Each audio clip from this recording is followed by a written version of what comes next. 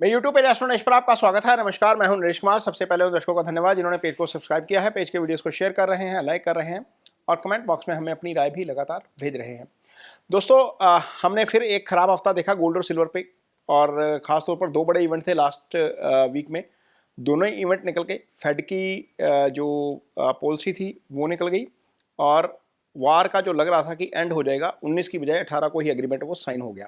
हालांकि स्विट्ज़रलैंड में जिनेवा में जो मीटिंग होनी थी वो मीटिंग दोनों पक्षों की नहीं हो पाई है अभी तक, लेकिन मोटे तौर पर अमेरिका और ईरान और हिजबुल्ला और इजराइल दोनों के मध्य शांति हो गई है।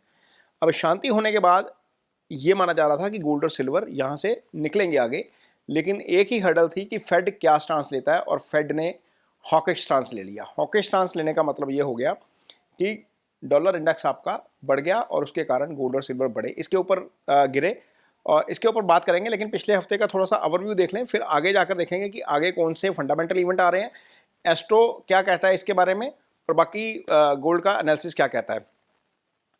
12 जून को जो हमने एमसीएक्स पे गोल्ड की क्लोजिंग की थी वो 1,50,528 थी, और पिछले हफ्ते हमने 1,54,000 का हाई भी देख लिया।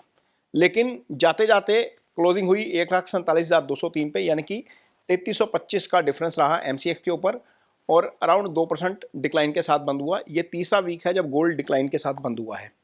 और कॉमेक्स के ऊपर यदि हम देखते हैं तो 12 जून की क्लोजिंग 4238 यानी कि $4238 थी। 19 जून की क्लोजिंग हुई है 4172, यानी कि डिफरेंस जो है वो $66 का है। अराउंड 2% के आसपास का डिक्लाइन यहाँ पर भी हमें देखने को मिला। और सिल्वर एमसीएक्स के ऊपर 12 जून की क्लोजिंग थी 2,46,186, ये ऊपर गया काफ़ी, 254 के आसपास का लेवल दिखाया, लेकिन वहाँ से नीचे लुढ़का और 2,33,154 के आसपास बंद हुआ, और ये डिफरेंस रहा लगभग 13,000 का। अब 13,000 का डिफरेंस है और करीब 5% डाउन है एमसीएक्स के ऊपर, 5.25% के आसपास। इसी प्रकार सिल्वर जो है वो कॉमेक्स के ऊपर 67.97 पे बंद हुआ था। इसने $70 के ऊपर ट्रेड किया, लेकिन नीचे आया। फिर 19 जून को जो क्लोजिंग है वो 64.91 पे हुई, और ये करीब $3.6 का डिफरेंस है, और अराउंड 5% के आसपास का डिक्लाइन हमें यहाँ पर भी देखने को मिला। अब इसमें क्या रीज़न रहे, फंडामेंटली यदि हम देखते हैं तो वॉर लगभग ख़त्म है, दोनों तरफ से शांति है, स्टेट ऑफ हॉर्मज़ खुल गया है। अमेरिका ने जो ब्लॉकेट किया हुआ था वहाँ पर जो नाकाबंदी की हुई थी वो खोल दी है, और जो है वो क्रूड अब फ्लो कर रहा है। मैं अपने वीडियोस में लगातार बोल रहा था कि क्रूड मुझे यहाँ से नीचे नज़र आ रहा है, एस्ट्रोलॉजिकली नज़र आ रहा था, क्योंकि सैटर्न और राहु का जो कॉम्बिनेशन था, सैटर्न जब जैसे ही वो नक्षत्र में से निकले और वहाँ से क्रूड नेगेटिव होना शुरू हो गया था। मैं जो लोग लाइव जुड़ते हैं उनको याद होगा, महीना पहले ही हमने ये कहना शुरू कर दिया था कि अब यहाँ से क्रूड डाउन आना चाहिए। तो क्रूड उसी तरीके से अब डाउन आना शुरू हो गया है, और क्रूड के डाउन होने का रीज़न वही है कि लड़ाई के कारण सप्लाई टाइट थी, और सप्लाई टाइट होने के कारण चढ़ा था और वो गिरना शुरू हो गया। और जिस दिन ये स्टेट ऑफ हॉर्मज़ खुला उसी दिन सऊदी अरब के दो जहाज जो क्रूड लेकर निकले 6 लाख बैरल के आसपास क्रूड वहाँ से फ्लो किया, और अगले 48 घंटे के अंदर ही लगभग 12 लाख जो गैलन क्रूड है वो फ्लो किया। और अभी जब हम ये वीडियो शूट कर रहे हैं उससे पहले डोनाल्ड ट्रंप का एक ट्वीट आया कि सैकड़ों जो जहाज हैं वहाँ से अब फ्लो कर रहे हैं, और फ्लो यहाँ पर नॉर्मल हो गया है स्टेट ऑफ हॉर्मज़ के अंदर। इसका मतलब यह है कि क्रूड अभी और नीचे आने की गुंजाइश बनी हुई है। क्रूड नीचे आता है तो अल्टीमेटली इससे डॉलर इंडेक्स गिरता है, लेकिन डॉलर इंडेक्स नहीं गिरा। उसका कारण ये था कि जो नए फेड के चेयरमैन हैं केविन वॉश, जिनकी अपॉइंटमेंट डोनाल्ड ट्रंप ने इस उम्मीद में की थी कि वो इंटरेस्ट रेट को डाउन लेकर आएंगे। आप सबको याद होगा जिस दिन उनकी अपॉइंटमेंट हुई थी उस दिन ट्रंप का एक ही इरादा था कि केविन वॉश जो हैं फेड के चेयरमैन बनने के बाद इंटरेस्ट रेट डाउन साइड पे लेके आएंगे ताकि ग्रोथ थोड़ी सी बढ़ सके। लेकिन जैसे ही उनकी पहली मीटिंग हुई उन्होंने इसके उलट किया, और बिल्कुल ये फोकस रखा कि जो फेड का एक टारगेट है इन्फ्लेशन उसके अंदर अंदर आनी चाहिए, उस टारगेट के अंदर अंदर आनी चाहिए, यानी कि 2% के अंदर आनी चाहिए, लेकिन इन्फ्लेशन थोड़ी सी हाई साइड पे जा रही है। अब देखिए डोनाल्ड ट्रंप की प्रायोरिटी भी बदल गई।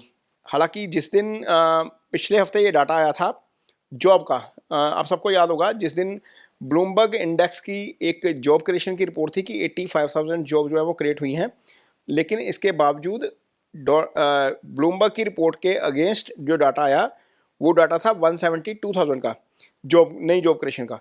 तो ये डाटा डबल था, और उस डबल डाटा के ऊपर ट्रंप ने ये ट्वीट किया था। उस दिन भी हमने देखा था कि डॉलर इंडेक्स बहुत चढ़ गया था और गोल्ड सिल्वर गिर गए थे, और ट्रंप ने ये अपने ट्रुथ सोशल पे लिखा था कि ये जो डाटा आ रहा है जॉब क्रिएशन का, या जिस तरीके से जीडीपी के आंकड़े या उनकी इकोनॉमी के आंकड़े आ रहे हैं, उस हिसाब से फेड रिजर्व को इंटरेस्ट रेट बढ़ाकर अब इसको डैमेज नहीं करना चाहिए। ये चलती हुई गाड़ी है, इसको नहीं रोकना चाहिए।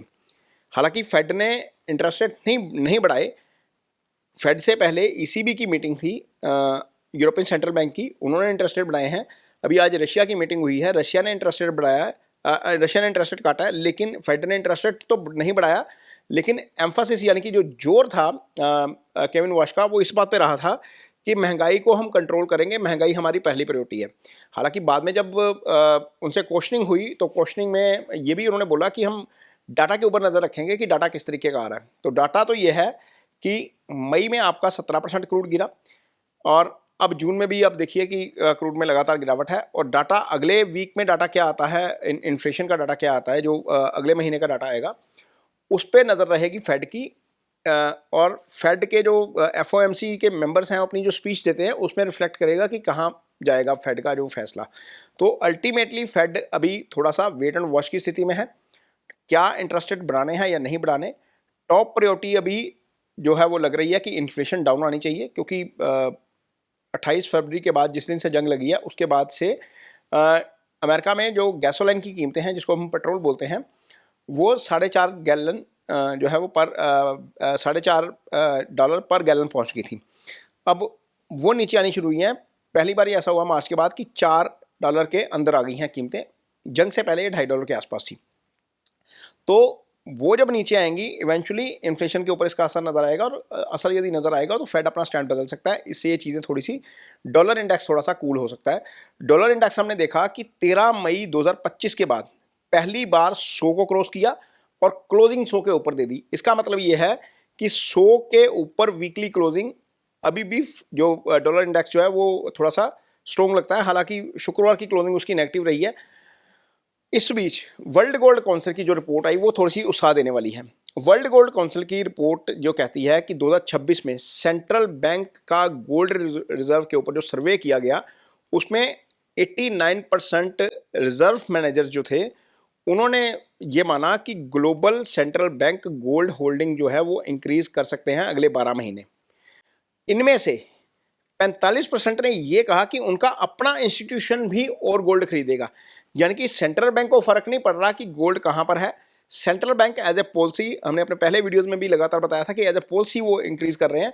तो यदि सेंट्रल बैंक गोल्ड को लगातार इंक्रीज कर रहे हैं, तो ये जो सेलिंग हमने देखी जिस दिन फेड की मीटिंग थी, उस दिन रात 11:30 बजे पॉलिसी का अनाउंसमेंट होता है। उसी समय डॉलर इंडेक्स ऐसे और गोल्ड ऐसे, सिल्वर भी ऐसे।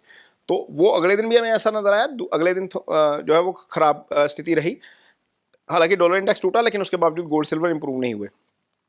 अब अगले हफ्ते का यदि इकोनॉमिक इवेंट देखते हैं, तो 22 जून को 6:30 बजे, यानी कि सोमवार को ही, एफओएमसी के मेंबर हैं वॉलर स्पीक्स।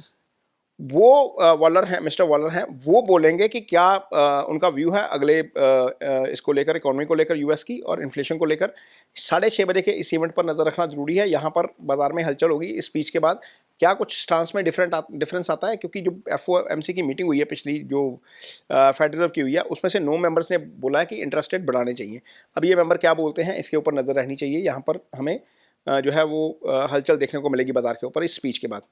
23 जून को 7:15 बजे इंडिया टाइम के हिसाब से फ्लैश मैन्युफैक्चरिंग और सर्विसेज पीएमआई का डाटा आएगा यूएस में। ये बड़ा इंपॉर्टेंट है। 24 जून को 7:30 बजे होम सेल्स का डाटा आएगा। नए होम सेल्स कितनी हैं यूएस में, क्या मकानों की बिक्री गिर रही है या कम हो रही है, ये इकोनॉमी का एक बहुत इंपॉर्टेंट इंडिकेटर है।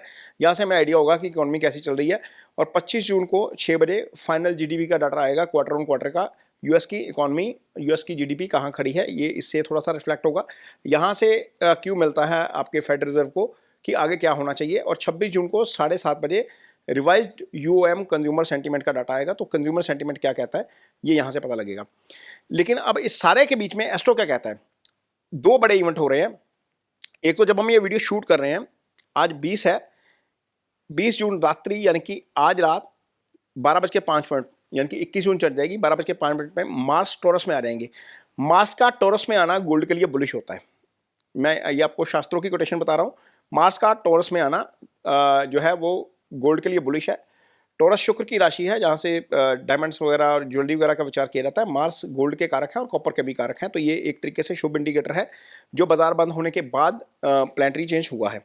22 जून को 12:31 पे दोपहर के समय सूर्य आर्द्रा में आ जाएंगे। अब 12:31 का समय नोट रखिएगा, यहाँ पर बाजार में हमें हलचल देखने को मिलेगी। सूर्य का आर्द्रा में आना गोल्ड के लिए अच्छा है। 22 जून को ही 3:41 पर मरकरी कैंसर में आएंगे। इसका मतलब यह है कि जो मरकरी और सन का कंजंक्शन मिथुन में बना हुआ था वो टूट जाएगा और ये कैंसर में आकर किसके साथ युति वो करेंगे। यहाँ पर शुक्र और गुरु ऑलरेडी बैठे हुए हैं, मरकरी साथ में आ जाएंगे। तीनों ही ग्रह शुभ ग्रह एक जो है वो सॉफ्ट राशि में, एक जल तत्व की राशि में आएंगे, तो यहाँ पर बाजार में हलचल होनी लाजमी है। 3:41 के का समय याद रखिए। ये तीनों की कंजंक्शन बहुत अच्छी है, 13 दिन के आसपास रहेगी। ये तीनों की कंजंक्शन भी अल्टीमेटली गोल्ड सिल्वर के लिए अच्छी है, तो यहाँ पर ध्यान जो है वो रखना चाहिए। यानी कि मंगल टॉरस में, सन आर्द्रा में, मरकरी कैंसर में, जुपिटर और वीनस के साथ, और जुपिटर वीनस दोनों ही पुष्य नक्षत्र में रहेंगे सोमवार के दिन। ये भी गोल्ड के लिए अच्छा है और बुलियंस के लिए अच्छा है।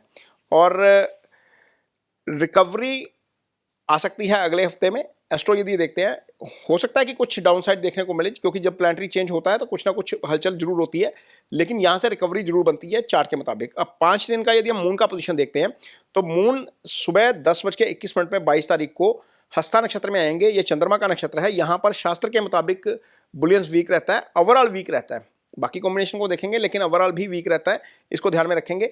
लेकिन मंगलवार को चित्रा में जब आएंगे, मंगल के नक्षत्र में आएंगे 11:53 पे सुबह, ये बुलियंस के लिए अच्छा है।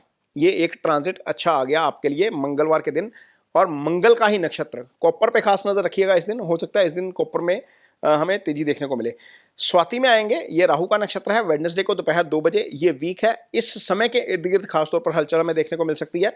जबकि विशाखा में जब आएंगे गुरुवार के दिन, तो ये बुलिश होता है चंद्रमा। विशाखा का जो चंद्रमा है वो बुलिश होता है। ये 4:28 पे आएगा शाम के समय, यहाँ पर भी नजर रखना जरूरी है। अनुराधा में आएंगे फ्राइडे को 7:15 पे शाम को। ये शुक्रवार शाम के समय का है, और इसी समय कुछ डाटा भी आ रहा है शायद इसी समय के आसपास यूएस में, तो इस चीज़ का ध्यान रखेंगे। तो टोटल मिलाकर गोल्ड और सिल्वर में नीचे से रिकवरी नजर आनी चाहिए, क्योंकि जो प्लानिटरी कॉम्बिनेशन बना है, मंगल का राशि बदलना, सूर्य का आर्द्रा में जाना, बुध शुक्र और गुरु का एक साथ आना, अल्टीमेटली बाजार में रिकवरी लेके आ सकता है अगले हफ्ते। हालांकि निचले स्तरों से पता नहीं कितना अब नीचे जाएगा, ये टेक्निकल वाले बता सकते हैं, लेकिन यहाँ से रिकवरी एक आनी चाहिए। एस्ट्रो साइकिल तो आपको यही इंडिकेट कर रहा है।